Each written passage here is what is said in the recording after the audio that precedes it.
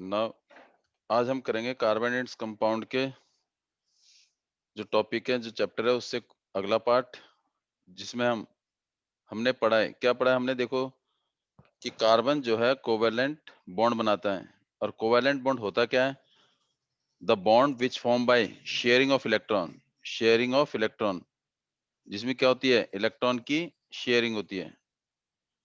अब इलेक्ट्रॉन की sharing, single covalent bond, ये आपको मैं करा चुका हूं, फिर भी देखिए आप। हाइड्रोजन और हाइड्रोजन के बीच में सिंगल कोवेलेंट बॉन्ड बनता है। क्लोरीन और क्लोरीन के बीच में सिंगल कोवेलेंट बॉन्ड बनता है। कोवेलेंट बॉन्ड आपने बताया कि शेयरिंग ऑफ इलेक्ट्रॉन्स, क्योंकि कोवेलेंट बॉन्ड में ना इलेक्ट्रॉन लूज कर सकता है, ना इलेक्ट्रॉन गेन कर सकता है। तो टाइप ऑफ कोवेलेंट बॉन्ड, पहला single covalent bond, double covalent bond और triple covalent bond. Single covalent bond उस टाइप का बॉन्ड है जिसमें केवल one pair of electrons share करेंगे। Total one pair of electron share by two atoms. और हम ये भी कह सकते हैं कि हर एटम अपने अपने एक इलेक्ट्रॉन शेयर करेंगे। when two atoms share one electron each to require stability obtain करने के लिए, स्टेबल होने के लिए उनको क्या चाहिए? इलेक्ट्रॉन चाहिए। और इलेक्ट्रॉन वो आपस में क्या करते हैं? एक एक शेयर करते हैं। Example hydrogen. हाइड्रोजन क्या वैलेंस इलेक्ट्रॉन वन होता है, और इस हाइड्रोजन का भी वैलेंस इलेक्ट्रॉन वन होता है। वैलेंस इलेक्ट्रॉन आपको पता है कि electron present in the outermost cell, और जो आउटरमोस्ट सेल होते हैं उसे हम वैलेंस सेल भी कह सकते हैं। इसीलिए the electron is present in the valence shell, उसे हम क्या बोलेंगे? Valence electron. ये एक इलेक्ट्रॉन इस हाइड्रोजन का है, ये इस एक इलेक्ट्रॉन इस हाइड्रोजन का है। तो अगर इस हाइड्रोजन का ये वाला इलेक्ट्रॉन इस हाइड्रोजन के इलेक्ट्रॉन से शेयर करेगा तो शेयर कर लिया, लेकिन अभी पूरी तरह से बॉन्ड नहीं बना, क्योंकि इसने भी शेयर करना है। इस इलेक्ट्रॉन ने शेयर करना है इस इलेक्ट्रॉन से, तो ये शेयर करेगा। तो अगर जब इन्होंने शेयर करा तो इसका लिए कॉमन दो इलेक्ट्रॉन आ गए। तो इसने इसके साथ शेयर किया, इसने इसके साथ शेयर किया, तो आपस में क्या बना दिया? एक बॉन्ड बना दिया। तो ये जो बॉन्ड है, ये जो बॉन्ड बना, ये बॉन्ड कौन सा बना? कोवेलेंट बॉन्ड बना। और कौन सा बना? Single covalent bond. जो ये सिंगल लाइन रिप्रेजेंट होती है, ये जो सिंगल लाइन है, इसे हम बोलेंगे सिंगल कोवेलेंट बॉन्ड। इसे हम बोलेंगे सिंगल कोवेलेंट बॉन्ड। इसे हम बोलेंगे सिंगल कोवेलेंट बॉन्ड, क्योंकि इसमें क्या है? Sharing of one electron by each atom. और इसमें वन इलेक्ट्रॉन एक एक इलेक्ट्रॉन ले शेयर करेंगे ईच एटम, जिसमें टोटल क्या होगा? One pair of electron will share. अब यहां पर क्या होगा? इसका मतलब आगे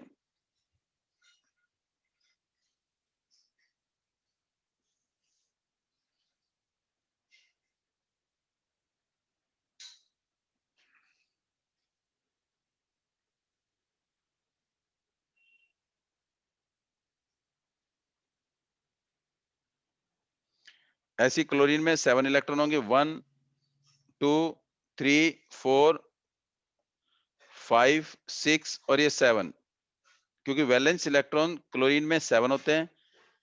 आउटर मोस्ट शेल में 2 8 7 7 इलेक्ट्रॉन होते हैं। इसमें भी 2 8 7, तो 2 3 4 5 6 और ये 7।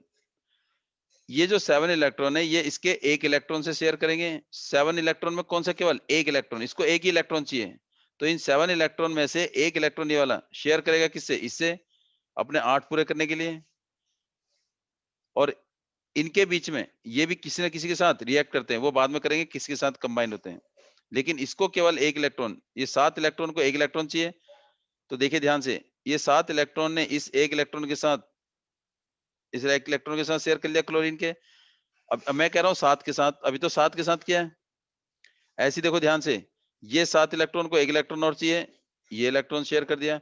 लेकिन एक्चुअल में जो बॉन्ड बना, वो इसका जो लूज इलेक्ट्रॉन था, क्लोरीन का एक अनपेयर्ड इलेक्ट्रॉन था ये वाला, और इस क्लोरीन का एक अनपेयर इलेक्ट्रॉन था। दोनों अनपेयर इलेक्ट्रॉन ने आपस में बॉन्ड बनाया, क्या बना दिया?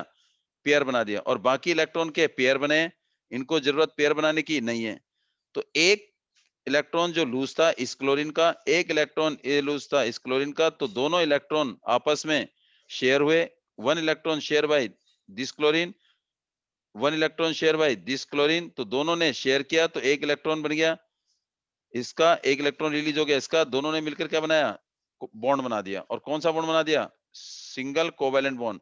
अब ये देखते हैं कि सिंगल कोवेलेंट बॉन्ड तो बन गया, क्या कार्बन ने अपना सॉरी क्लोरीन ने अपना ऑक्टेट पूरा कर लिया।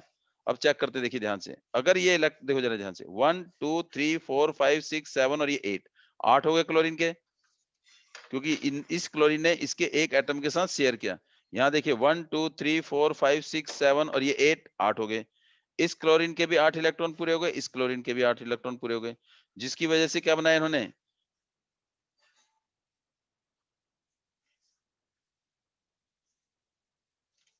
क्या बनाया, बॉन्ड बना दिया। कौन सा, single covalent bond. Single covalent bond इसका मतलब कब बनेगा, when pair one pair of electron will share by both atom या one electron share by each atom to form its octet या to become stable।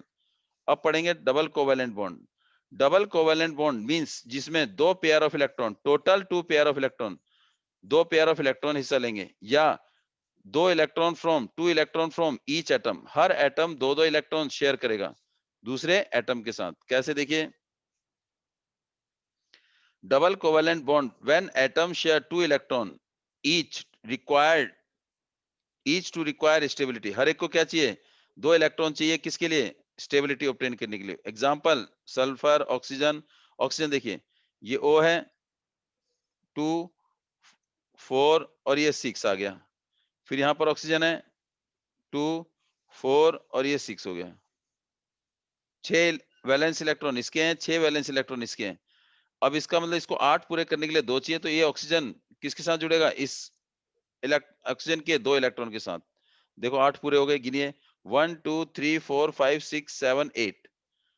ऐसे ही 1 2 3 4 5 6, 6 तो इसके हैं, इसको 2 चाहिए तो 2 ये वाले लेगा, क्योंकि दूसरे ऑक्सीजन के साथ वो शेयर करेगा, ये शेयर कर लिया, तो इसका मतलब पेयर बन गया। देखो ये वाले पेयर नहीं, इस इलेक्ट्रॉन का इसके साथ, यहाँ तो सेल्फ पेयर बना हुआ है, इस ऑक्सीजन ने इसके साथ शेयर किया, तभी तो बॉन्ड बनेगा, इस ऑक्सीजन का इलेक्ट्रॉन इस ऑक्सीजन के इलेक्ट्रॉन से।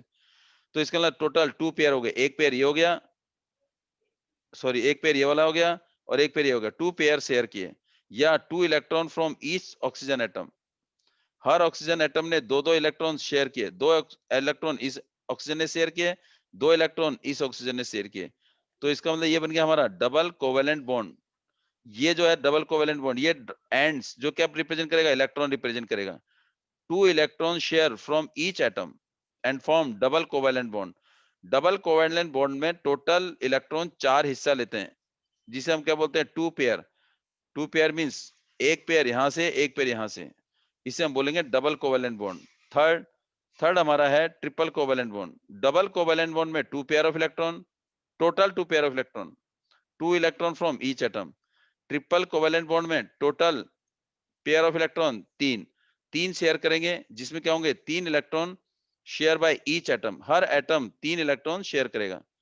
हर एटम कितने इलेक्ट्रॉन शेयर करेगा, 3 इलेक्ट्रॉन शेयर करेगा। कैसे देखिए, नाइट्रोजन एग्जांपल है N2 और ये N, नाइट्रोजन का एटॉमिक नंबर 7 है, इनकी कॉन्फ़िगरेट करेंगे तो 2 5 होगा, तो इसका मतलब आउटर मोस्ट सेल में 5 इलेक्ट्रॉन, तो ये क्या, ये हो गया आपका 1 2 3 4 5, 1 2 3 4 5, 5 इलेक्ट्रॉन हो गए, 1 2 3 4 5, और ये 5 को कितने इलेक्ट्रॉन चाहिए, 3 चाहिए। अब ये लूज और गेन तो करेगा नहीं, तो बात ही कर चुके हैं। तो ये 3 इलेक्ट्रॉन, इस नाइट्रोजन में 5 इलेक्ट्रॉन है आउटर मोस्ट सेल में, इसको 3 इलेक्ट्रॉन चाहिए, तो शेयर करेगा इस नाइट्रोजन के 3 इलेक्ट्रॉन के साथ। तो इसका मतलब देखो ध्यान से, ये हो गया देखो 8 हो गए, 1 2 3 4 5 6 7 8, 8 हो गया, इसके 8 पूरे हो गए, लेकिन अभी इसके 8 पूरे नहीं हुए। जब इसके 8 पूरे नहीं हुए तो इसका मतलब ये तो स्टेबल हो गया, लेकिन ये स्टेबल नहीं हुआ, तो इसका मतलब इसको भी स्टेबल करने के लिए इसको भी 3 करेंगे, तो ये 3 इलेक्ट्रॉन इसके साथ शेयर करेगा, ये नाइट्रोजन के 3 इलेक्ट्रॉन इसके साथ शेयर करेंगे, तो इसके भी 8 हो गए। देखो ध्यान से 1 2 3 4 5 6 7 8, 8 हो गया। तो इसका मतलब जो कॉमन इलेक्ट्रॉन है, इस इलेक्ट्रॉन ने शेयर किया इसके साथ, इस इलेक्ट्रॉन ने शेयर किया इसके साथ, इस इलेक्ट्रॉन ने शेयर किया इसके साथ, टोटल 6 इलेक्ट्रॉन हो गए। शेयर किसने किया, 3 पेयर ने किया, एक पेयर ये, एक पेयर ये, एक पेयर ये, या 3 electron from each atom share to each other. तो n 1 2 3 1 2 3 ट्रिपल बॉन्ड। ये क्या है? इलेक्ट्रॉन। इसके ये इलेक्ट्रॉन इसके इन 3 इलेक्ट्रॉन ने इसके साथ शेयर किया, तो बनाया क्या? 1 2 3। ये लाइन सिंगल लाइन रिप्रेजेंट, अगर लाइन आती है ए और ए के बीच में ए और ए के बीच में अगर लाइन आ रही है तो इट रिप्रेजेंट कोवेलेंट बॉन्ड। अगर एक लाइन है तो इसका मतलब सिंगल कोवेलेंट बॉन्ड, दो लाइन है तो डबल कोवेलेंट बॉन्ड। अगर सी और सी के बीच में 3 लाइनें आ रही हैं तो दिस फॉर्म कोवेलेंट बॉन्ड। और इसमें कितने कोवेलेंट बॉन्ड है? Triple covalent bond, 3 covalent bond है। और आयनिक बॉन्ड में कभी लाइन नहीं आती, आयनिक बॉन्ड में सीधा NaCl, ये प्लस और ये माइनस कंबाइन होके NaCl बनाता है। ये आप कर चुके हैं। जैसे कार्बन जो कंपाउंड है, कार्बन जो कंपाउंड है वो कैसे एज ए फ्यूल भी यूज होता है। जो क्या है हमारे पास? Methane. Methane is the carbon compound, जिसे आपने कहा था कार्बन अगर हाइड्रोजन के साथ मिल जाता है तो ऑर्गेनिक कंपाउंड बनाता है, और वो मीथेन है।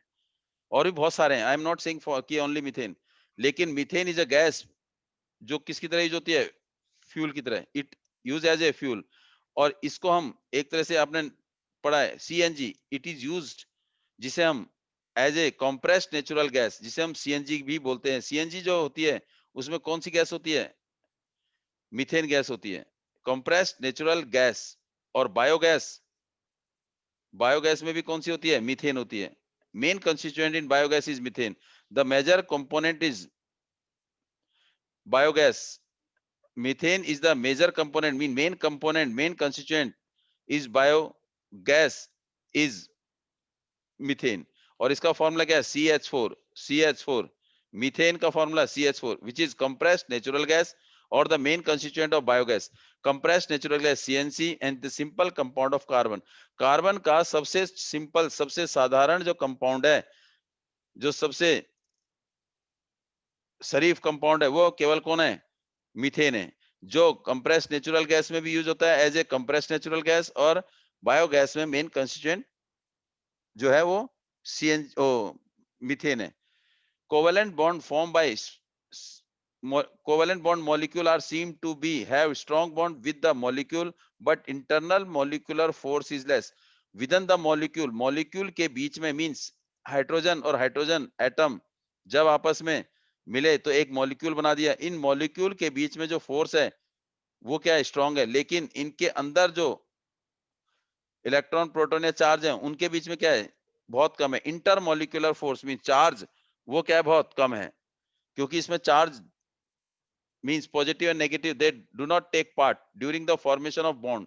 बॉन्ड के टाइम उसमें जो चार्ज पार्टिकल हैं वो पार्टिसिपेट नहीं कर रहे, तो उनका जो इंटरमोलिकुलर फोर्स है which is very less, which is very less as compare to ionic bond. इसीलिए इनका मेल्टिंग और boiling point comparatively less than the ionic compound. Ionic compound why they have strong? उनमें एट आपका मॉलिक्यूल के साथ intermolecular force, charge के बीच में there is a strong force. Since the electron share between the atom, no charge particle are formed। कोई, क्योंकि इलेक्ट्रॉन और proton means positive and negative are not participating. Negative और positive participate नहीं कर रहे हैं, केवल केवल जो एटम है वही पार्टिसिपेट कर रहा है। एटम आपस में पार्टिसिपेट करके मॉलिक्यूल बना रहा है। इसीलिए इंटर मॉलिक्यूलर फोर्स क्या बहुत कम है। और कोवेलेंट जो बॉन्ड है उनमें इंटरमोलिकुलर फोर्स वीक है, जिसकी वजह से मेल्टिंग और बॉइलिंग पॉइंट कम है।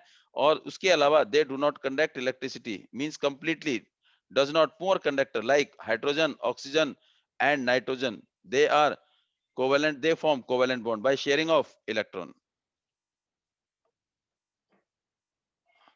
एलोट्रोप, अगर कोई भी एलिमेंट हो, फॉर एग्जांपल फास्फोरस या आपका कार्बन, कोई भी एलिमेंट है, इफ एन एलिमेंट, अभी तुम्हारे में कार्बन है, कोई भी एलिमेंट अगर जो एक से ज्यादा फॉर्म में पाया जाता है, एक से ज्यादा फॉर्म में, या बोलेंगे दो या दो से ज्यादा, एक से ज्यादा फॉर्म में, एक से ज्यादा फॉर्म में, या टू से ज्यादा फॉर्म में पाया जाता है, जिसकी फिजिकल प्रॉपर्टी अलग अलग होती है, दिखने में अलग अलग होता है, लेकिन केमिकल प्रॉपर्टी, केमिकल रिएक्शन उसके जिस रूप में पाया जा रहा है सबके सेम होंगे। अगर कोई एलिमेंट चार रूप में पाया जा रहा है और एक ही चीज है, और 4 डिफरेंट फॉर्म में पाया जा रहा है तो उसे एलोट्रोप बोलेंगे। लेकिन इन चारों की दिखने में जो लगेंगे फिजिकल प्रॉपर्टी, जो फिजिकली अपीयरेंस जो होती है वो सबकी अलग अलग होगी, लेकिन जो केमिकल प्रॉपर्टी है, केमिकल रिएक्शन है, सबका सेम होगा, उसे हम बोलते हैं एलोट्रोप। और इस फिनोमिना को बोलते हैं allotropy. Allotrope means when an element in which when an element exists in more than two form, दो या दो से ज्यादा फॉर्म में पाया जाता है, जिसकी फिजिकल प्रॉपर्टी, दिखने में जो प्रॉपर्टी होती है सबकी अलग अलग होती है, लेकिन केमिकल प्रॉपर्टी सेम होती है। जो the element which can exist in two और more form which has different physical property but same chemical property, like carbon.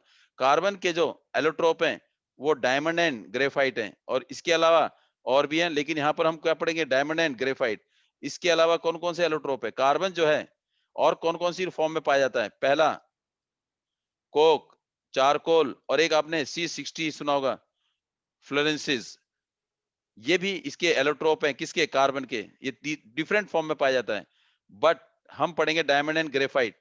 Diamond and graphite ये दोनों कार्बन के एलोट्रोप हैं, जिनका दिखने में सब अलग अलग है। डायमंड और ग्रेफाइट दिखने में फिजिकल प्रॉपर्टी सब अलग अलग है, एक दूसरे के पूरी तरह से अपोजिट है, लेकिन केमिकल प्रॉपर्टी कार्बन की और ग्रेफाइट की दोनों की सेम है। क्यों, दोनों को हम लिखते किस फॉर्म में, सी फॉर्म में। दोनों का सिंबल सी है। ये बर्न होगा चाहे वो डायमंड है, इसको हम डायमंड भी लिख सकते हैं और इसी को हम ग्रेफाइट भी लिख सकते हैं।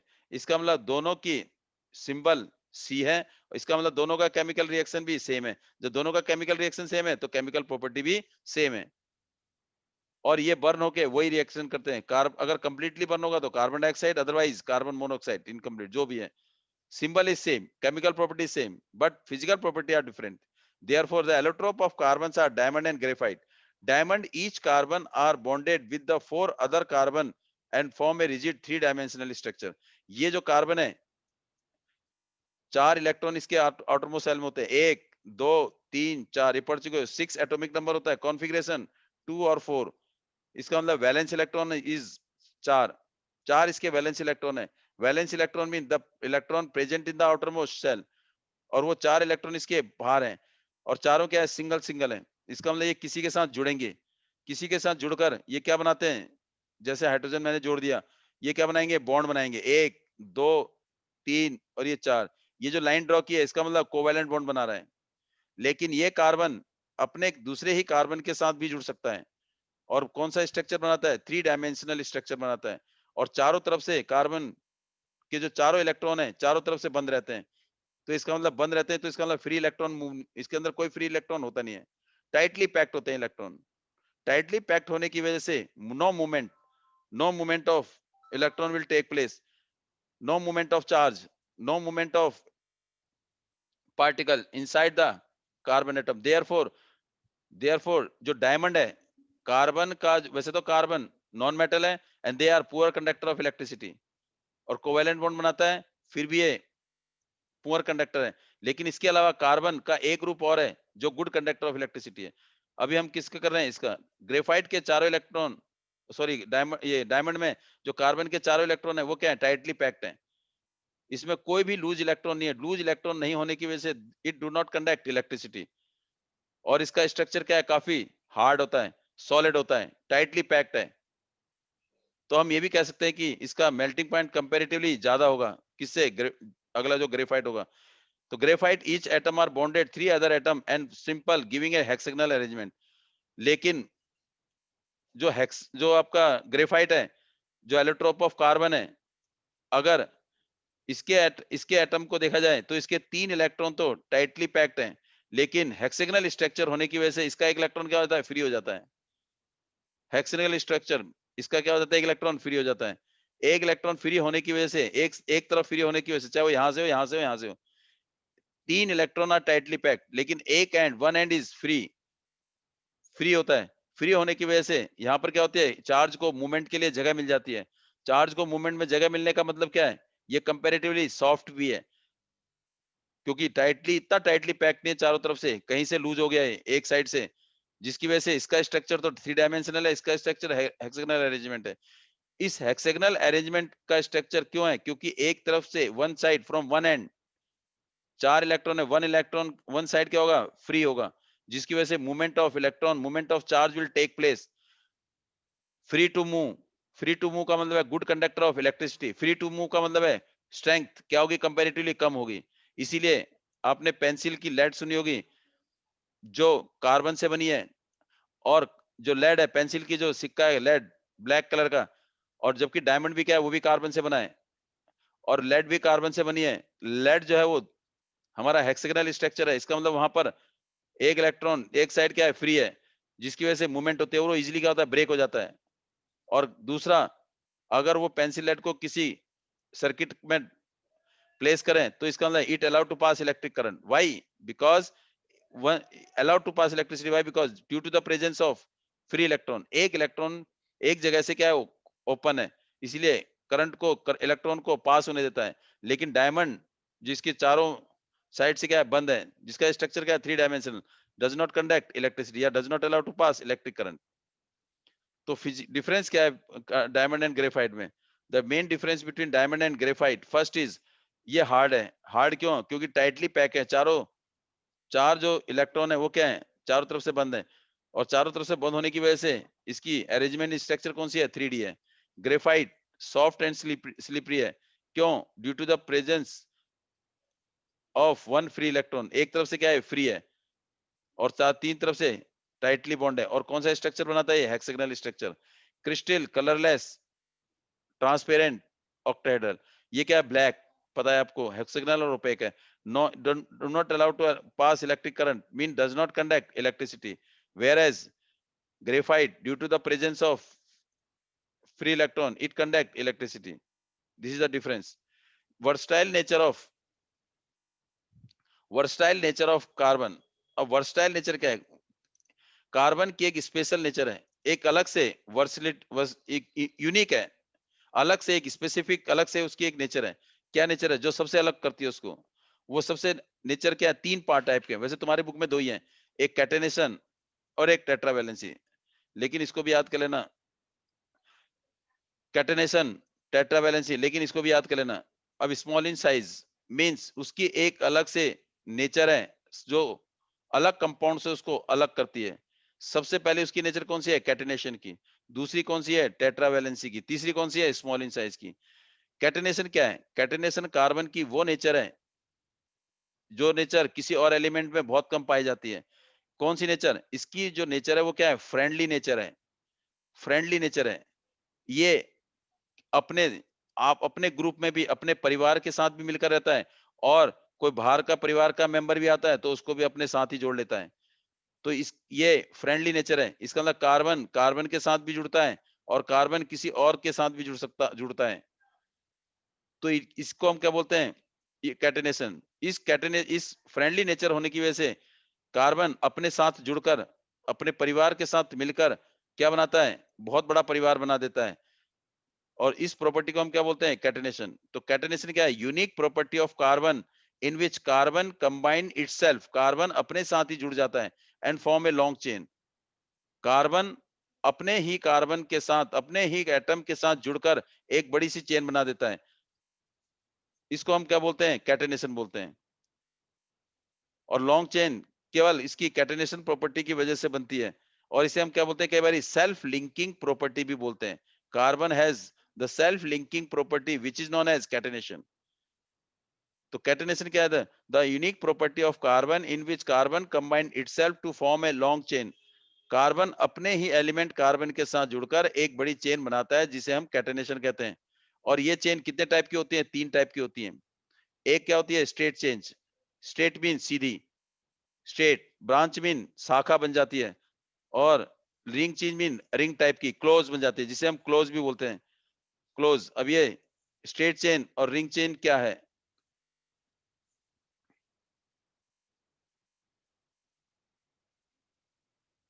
स्टेट चेंज, कार्बन कार्बन ये स्टेट चेंज है, जितने मर्जी बढ़ा दीजिए आगे, इसका मतलब जुड़ेगा। 4 इलेक्ट्रॉन है, 1 2 3 4, ये किसके साथ जुड़ता है, किसी के साथ भी जुड़ जाएगा।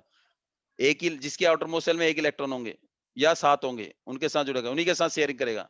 तो देखो यहाँ पर एक जुड़ गया, 8 हो गए, देखो 1 2 3 4 5 6 7 8, ये इनके साथ जुड़ेगा, ये स्टेट चेंज है, स्टेट चेन।